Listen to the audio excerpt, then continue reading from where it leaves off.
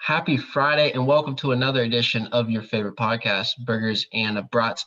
Got a great episode here with national champion Brandon James from the Oklahoma State cheer team and going to talk some sports headlines and some retirements in the NFL. But first, make sure you follow on Apple Podcasts, Spotify, TuneIn, Pandora, anywhere else you get your podcast at Burgers and Brats, and stay up to date with the latest news on Twitter and Instagram at Burgers and Brats. And hopefully you're watching on YouTube at Burgers and Brats as I welcome in recently crowned national champion from the Oklahoma State cheer team, Brandon James. Brandon, thanks for joining. Hi, thanks for having me. It's great to finally be on a podcast I've been listening to. So Glad we got some listeners on the podcast. I appreciate you listening. So this is the seventh national championship in the large co-ed D1A division for Oklahoma State, and that's the first since a three-peat in 2013 to 2015. So how excited were you to finally be able to bring national championships back to Oklahoma State cheer?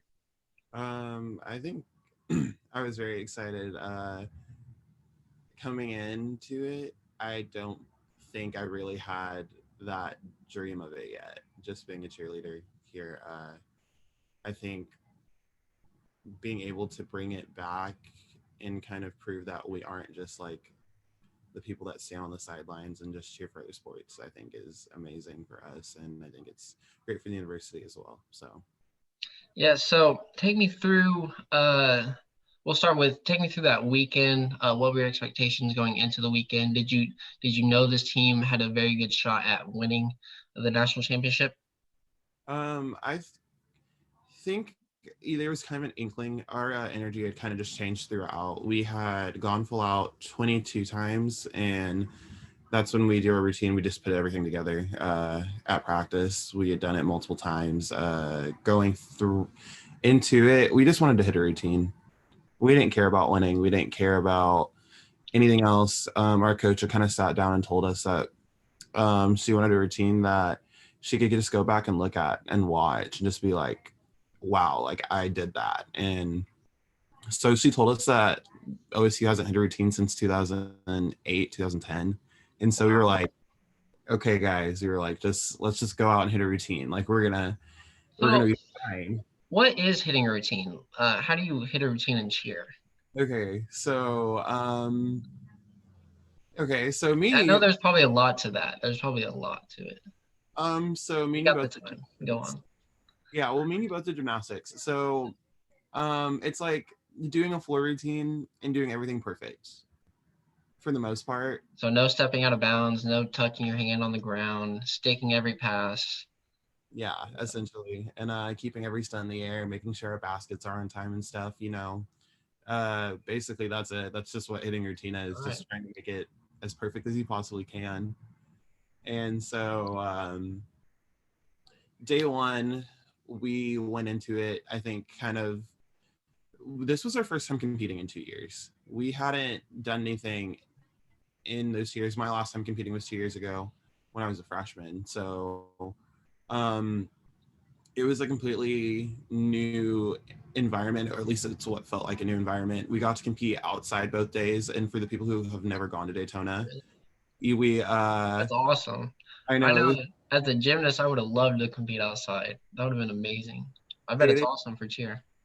a completely different experience. Normally on day one, we compete inside this place called the Ocean Center, and it's right across the street from the band shell. And it is such a hard mat. It is, I mean, it's a hard mat. We're college cheerleaders, but it literally feels like you're tumbling on concrete. So the one thing we told everyone who had never competed before we go to the band shell is kind of bouncy. I wouldn't even say it's bouncier. It just has a lot of give. And, we kind of just went into it, I think, never really competed. And we had a couple of freshmen on our team too, and it was their first time competing in Daytona ever. So we were just like, just trying to keep the nerves down for them and just make sure everyone was just in good spirit, good energy. We did have a couple mistakes day one, but we were okay with it. We were like, we know what we can do. We know we can go back and fix. And so we went and had our practice for the day afterwards. And we made some changes. We went into day two and second, and we're like, okay, guys, let's just go out and hit a routine. We're going to be fine no matter what. And so day two, Energy was crazy, immaculate, as one could say. Very much, we're just excited to be there. We had a practice that morning at 9 a.m. and I'm not gonna say I was the only one trying to give off energy, but it was just very like dead, very tired. And I was sitting here going, guys, we have to compete in like less than 4 hours. What is going on? And at like a moment, I took a breath and it was dead silent. And I go, guys, we need to be like more energized. Like, come on, let's go, let's go. And our coach goes, well, actually, this is like a normal 9 a.m. practice. We just haven't had one in a long time. And so I was like, okay, it'll be fine. The practice before our warm up, where we just warm up our stunts, was just so amazing. Everyone was cheering. Everyone was ecstatic to be there. The energy was amazing. We went into warm up. We warmed up our tumbling first, and we just really wanted to just go out there and have fun. And like, we literally treated it like that. We treated it as if like we were 5-year-olds just going into a gymnastics gym for the first time. Like, we literally just went in, warmed up our tumbling. It was amazing. We warmed up our stunts.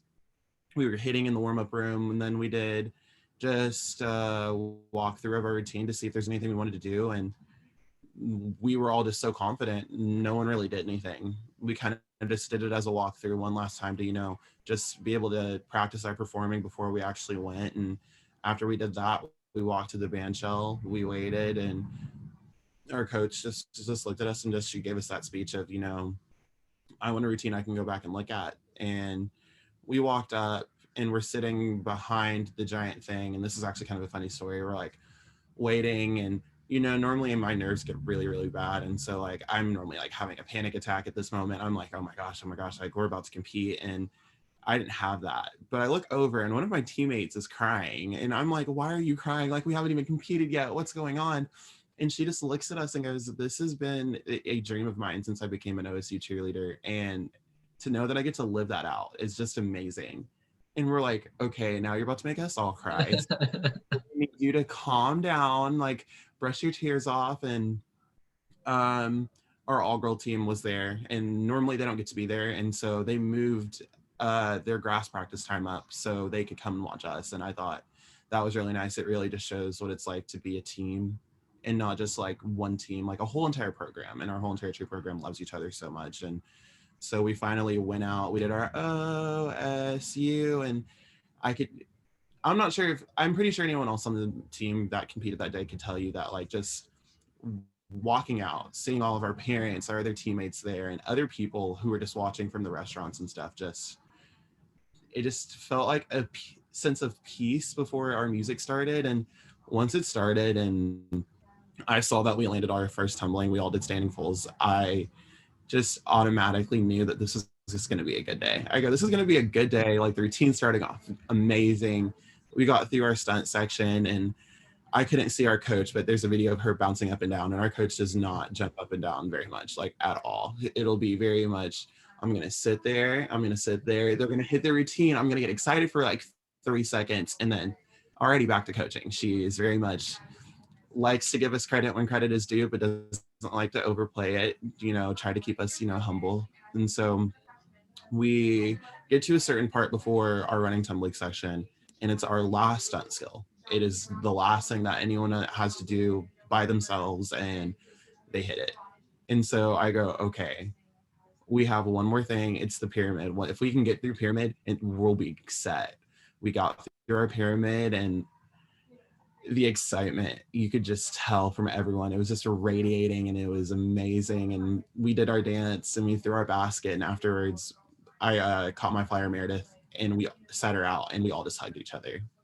We didn't care if we had won. We didn't care what place we got. We were just so excited to hit a routine. And that's something that I could replay 1,000 times in my head.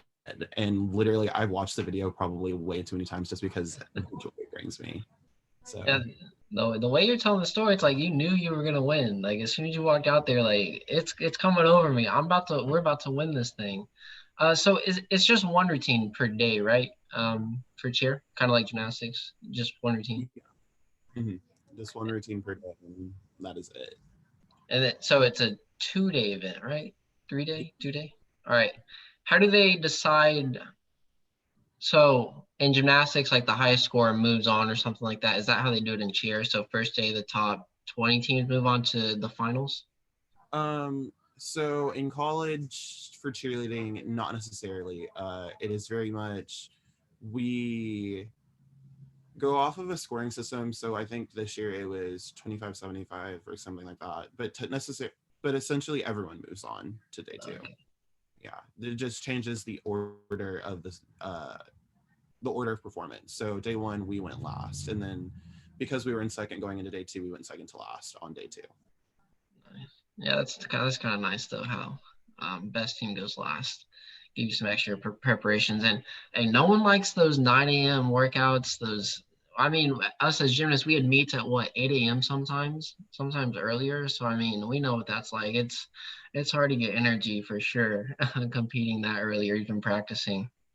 Um, so every team like during the season or just before the season, you get to like this event or just this connection, and you just feel like you can win a national championship. This team can go far. This team can do things. When did you get that feeling? What day? What happened? What event occurred when you thought this team could go the distance? Um, I would honestly say we do these events where we are able to earn these letters, and uh, honestly, disregarding all of that, even though I do love that, I think I could tell from our first day of practice. Our coach gave us a set of rules that we had to follow. She said, "Alrighty, you guys are probably going to hate me for this, but I don't want you guys to go out." And at first, we all kind of looked at her, and I was sitting here going, "I turned 21 this semester. Like, what do you mean you don't want us to go out?" And this is like back in August. So she literally said, "All right, we're just not going to go out. And if you do go out, just tell me. I'm not going to be upset, but I will ask that you don't come to practice for 2 weeks." She has been very COVID safe, very COVID precautious. And so we all kind of like made that rule. We were like, all right, well, I guess none of us are going out. And so we never went out all semester, all year. And so I think that was Tough kind as of a college kid, man. That's tough. literally, and a couple of us may have broken those rules a couple of times. I know I definitely did on my 21st birthday.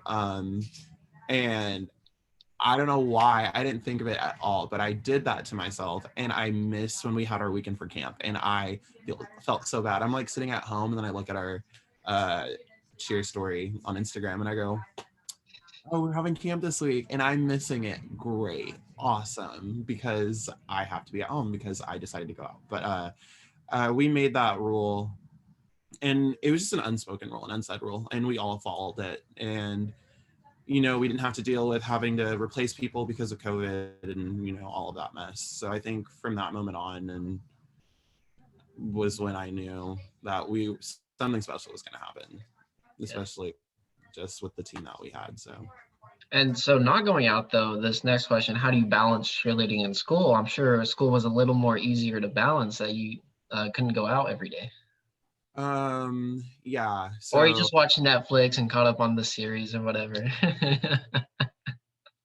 yeah. So balancing that life is okay. So I did not think it was going to be that hard being a cheerleader in college. I'm not gonna lie to you. I literally thought, oh, it's gonna be like high school. Like I'm just gonna cheer at a game. I'm gonna get to go home. Yada yada yada. Yeah. No, it is almost like having a job. I did not imagine that in my life ever. Well, I also didn't imagine I'd be a collegiate cheerleader also. So, balancing school and cheer and work sometimes, because a lot of us do have part-time jobs. It can be hard, but it's really just about finding that balance. I know with my job, my coworkers and my boss are very nice, and they are very helpful in terms of like if something comes up cheer related, they're like, okay, well, we'll find someone to cover this shift. And I am taking 14 hours this semester, so trying to do that with cheer and work A is lot. hard times, especially when it's exam week. But other than that, we literally, and most of our classes being online this semester, it's been pretty manageable. So, Yeah, that is true. That is very true. So what is the everyday routine of a cheerleader at Oklahoma State? okay, so being an Oklahoma State cheerleader, we have practice 3 times a week on top of workouts normally that are twice a week, normally in the morning. And then, so a typical day would normally be getting up, eating, probably going to class from, I don't know, 9 until probably about 3. And then we have practice from 6 to 8 between those 2 hours. And so in between that like little 4 to 6 like time slot, you're either trying to do homework. Some of my teammates, if they don't have homework, let's do that night or do the next day. They'll take a nap. Some will go get something to eat. Mine, it really just depends on the day. And then we get done with practice, and then we come home, eat dinner, maybe might do more homework. So normal life in the Busy day. day. Yeah. Busy day. How you've kind of talked about this, but how does Oklahoma State, not just the cheerleading, but the school and all that combined, how's that been a good fit for you? I would say I kind of got lucky. I didn't really tour Oklahoma State or Really? really any school. I had planned to go to school to run track, and so You're a fast man, bro. You're a fast man. I'm not anymore. So I was just planning to do that, and I don't know where I thought it'd be a good idea, but I go, I'm going to apply to OSU because this cheerleading thing is kind of fun. I might, decide to want to do it. Why in my mind did I think I could just decide on a whim that I'm going to try out for a collegiate cheer team? I have no idea. But I applied there. I applied to OU, and then I also applied to the University of Arkansas. And I never finished my application to the University of Arkansas. Got waitlisted at OU, and then got into OSU. And so pretty easy to pick at that point. And so I decided 2 weeks before that I'm going to try out to be an OSU cheerleader, and got here. The experience has been amazing. It feels so much like home. It has that college feel, but also that small town feel. A lot of You've us got like one bar, like a bowling alley, two restaurants, maybe one gas station. Okay, and Norman is supposedly supposed to be better. Okay. We have a downtown. We have a downtown too. Okay. But yeah, we have a lot of nice little restaurants that are owned by some people in Stillwater, and our nightlife is very amazing. He's got jokes, everyone. I do sometimes. Just it felt more like home. Yeah. So I just really enjoyed it. I have enjoyed meeting the people that I've met, especially some of my friends on campus, because I literally meet them and I go, if we were in high school, we would have never probably said 2 words to each other. And now some of them are my best friends. So that's the thing about college. These people you wouldn't be friends with in high school, really good friends with in college. It's weird. Right? A few more questions before I let you go.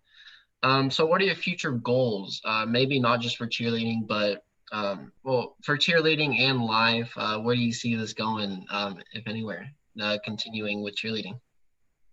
So cheerleading wise, I will say we are now that we've won a national championship, we want another one.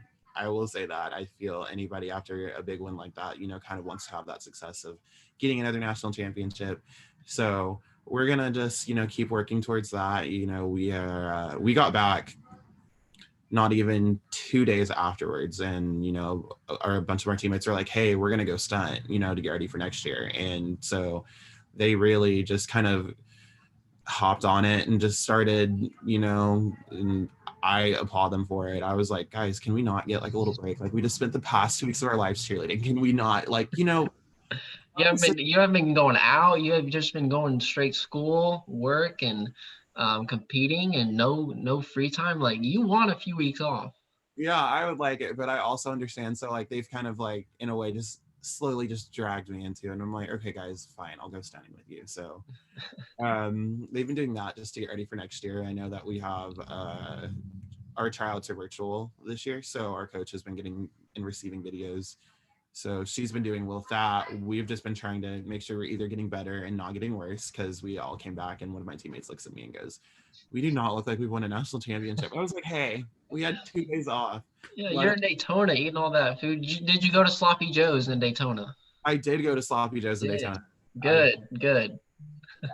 I made it a point this year, my freshman year. Everyone was making such a big deal about it, and I was like, I don't understand. And then I finally went this year, and it was really, really good. American thing, man. Only Americans get it. All Americans get it. So last question before I let you go. So you talked about you want another ring. How confident are you? You guys can win this all next year again. Okay, well, you're asking the most fickle person ever this question. I don't really. I'm honestly, I will say that if we continue to work as hard as we did this year and continue to have that same mindset of just being able to go out and have fun, but be able to get our work done when we need to, I think that our chances, I think that we could have a chance of going back to back. But cheerleading is just like any sport and anything can happen. And that is a whole year away. So we'll just have to wait and see. Yeah, just a few mess ups and it can totally derail your performance, like in gymnastics and stuff like that. Well, Brandon, thank you so much for coming on and joining me. Yeah, no problem. You want to give out your socials for everyone listening so they know where to find you? Oh, wow. I have Do to you know like, your socials? I don't know my socials. That's how much I don't pay attention in this world. So my Instagram is Brandon A. James, all lowercase. I'm not giving my Snapchat out. I'll when I post this on Instagram, I'll make sure to tag you and everything for sure. But just thank you so much for joining and good luck to the future. Even though you're Oklahoma State, I'll be rooting for you next year as well in the national championship. Uh, Thanks, little brother. Go put. That was Brandon James of the Oklahoma State cheer team. Congratulations on that national championship, even if you do go to Oklahoma State. Let's move into our next segment on this day in history. So 1184 BC, going all the way back in time for this one. The Greeks entered Troy using the Trojan horse. Yeah, the Trojan horse was on this day. I don't know how they fell for that. Doesn't make any sense because I think you would have noticed how heavy that was and seeing a bunch of guys inside that thing. So I don't think it was sealed tight. 1792, the guillotine is first used in France. It was used up until 1900s. I know they have a recording of that. You can still go watch that somewhere.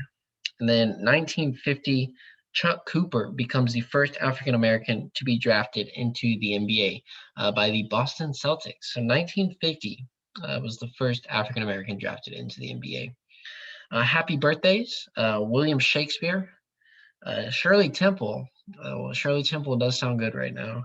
And John Cena, the GOAT of all GOATs. Happy birthday. Can't see you, but happy birthday to you, John Cena. Make sure you follow on Apple Podcasts, Spotify, TuneIn, Pandora, anywhere else you get your podcast at Burgers and Brats. Stay up to date with latest news on Twitter and Instagram at Burgers Brats. And hopefully you're watching on YouTube right now at Burgers and Brats. So let's move into some sports headlines, some major retirements going on in the NFL world. Lots of great players retiring, calling it quits. Jordan Reed retires tight end, played multiple teams. He had a brain scan, his brain scan that he got this past week recommended he retire. That 2015 season was just remarkable. 87 catches, 952 yards, 11 touchdowns.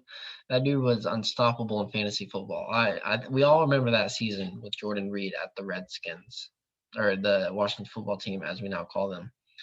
TJ Ward, who was on the no-fly zone Denver Broncos team, great player. 3 of his 8 seasons with the Broncos, most recently with the Washington football team as well, or actually with the Tampa Bay Bucks, excuse me. 607 tackles, 8 interceptions in 107 career games. So just a remarkable career by TJ Ward. Sad to see him go.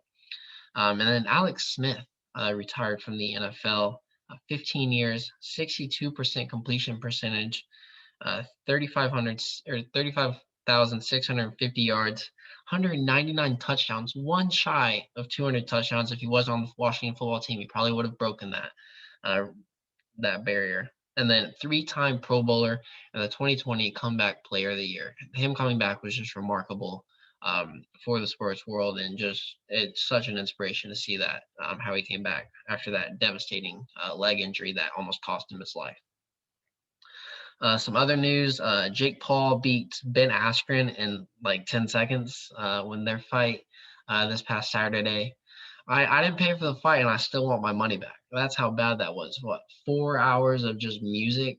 I'm not gonna hate. I'm not hating on the artists, good artists and stuff, but 4 hours of music in a 10-second fight.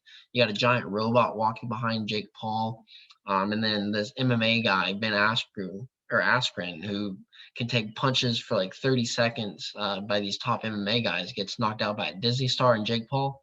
Are you kidding me? I heard though that Ben made more money off this fight than he like ever did in his MMA career.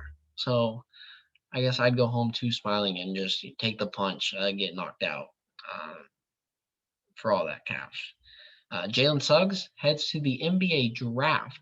So projected top three pick. I might take him number one. The dude can ball. He led them to an almost undefeated season, got him to the national championship. Jalen Suggs is going to be a special talent in the NBA. And then some MLB, the A's win 11 in a row. The Oakland A's, they are on fire. They're doing pretty good. I know they had that great year last year, seeing if they can reciprocate that. And then some other news: Houston and New York, they're at the bottom of their divisions. The Astros and the Yankees are at the bottom of their divisions. Padres, or the Los Angeles Dodgers, have the best record in baseball. Not really surprised there. That team is loaded this year. Some other division leaders: the Boston Red Sox are sitting atop the AL East. The Royals are atop the AL Central. Yeah, they had that awful year last year, but they're doing pretty good right now. It's early in the season. The A's top their division right now, and then the Mets are actually ahead in the NL East. Almost them and the Phillies are tied for that. So those two teams you probably expected. Braves are at four in that division. Probably expected them to be a little higher, especially after their year last year. Brewers are first in the NL Central. Cubs are third. Cardinals fourth. Reds second. So see what goes on there. That might be one of the better divisions in baseball. Not right now though. They're actually not right now. They don't have good records. This will be the best division of football or baseball, whatever sport I'm talking about. The NL West, the Dodgers, followed by the Giants at second, and then the Padres are in third in that division.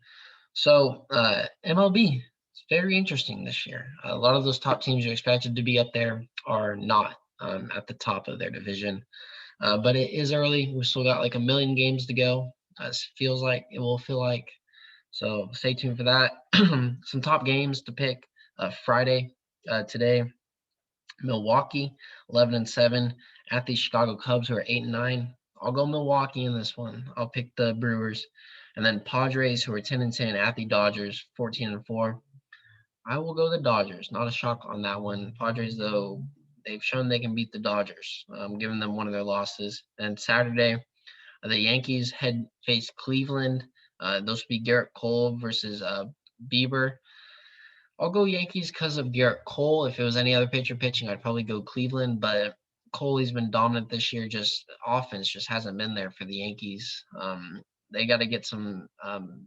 They got to get some Bronx Bombers going to get this win. But because of Garrett Cole's pitching, I think they can get it done. Miami 8-9 at the San Francisco Giants, who are 11-7. I'll go the Giants, second in their division, playing some pretty good baseball this year. And then the Padres again at the Dodgers. This is a Blake Snell versus Trevor Bauer pitching duel. I'll go the Padres in this one. I really like Blake Snell. Padres can beat the Dodgers, so I'm going with the Padres on this one. And then finally, the Washington Nats at the New York Mets. This is Ross versus Stroman. Going Strowman. Go Mets on this one. So that's the MLB breakdown. Let's go into the NBA. Trey Young came up with the left sprained ankle. Going to get MRI on that. Results should be coming soon. Russell Westbrook leads the league in clutch field goal percentage and assists. No shock there. Then AD makes his return in LA. Some standings to get into. The 76ers are the 1 seed, followed by the Nets, Bucks, Knicks at the 4 seed. They would be hosting a first-round playoff series right now if the season ended. The Hawks at 5, Celtics 6, followed by the Heat and the Hornets taking the final 8 spot. In the West, the Jazz, followed by the Suns, Clippers, Nuggets at 4. Even without Jamal Murray, they are on a pretty good win streak right now. Lakers holding in at 5, followed by the Blazers, Mavs, and the Grizz hold the final 8 seed spot. Some top games to get into. Boston at the Nets, 6:30 p.m. Central Time on ESPN tonight. Boston's 8-2 in their last 10. The Nets are 5-5 in their last 10. Nets are 23-7 at home, though. I'll go Boston. I'll go Boston on this one. Why not? They're top 10 in defense. Brooklyn's not even top 50 in defense. Nets just haven't been getting it rolling lately. I'll go Boston on this one, but I mean this one's a toss up. I'll go the Celtics.